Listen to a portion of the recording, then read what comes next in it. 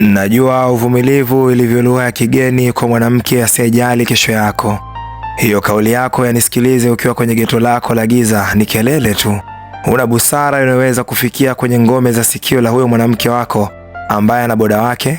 Kesho huenda ikawa yetu, yenu wewe na nani, wakati leo yake mwenzio umeiweka bondi kwa wenye magari. Maneno yako yatatafsiriwa sumbufu kwenye ubongo wake, huku wewe ukipokea huruma yake kama upendo.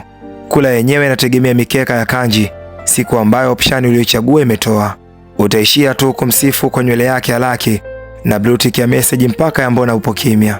Unajituma maskini, lakini juhudi zako hazijapewa jicho hilo kama tuonavyo sisi washikaji zako. Upendo pekee hautoshi kwa huyo mwanamke wako anayeona pesa ndo zinampa furaha anayotaka. Kama kesho shemeji yetu akikuacha, usiseme wanawake wanapenda hela na starehe. Hakuwa levo yako. Alihitaji zaidi ulivyo navyo.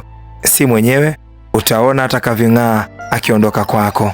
Kalamu ni ya Hami Ramadhani Nembo ya Fubu.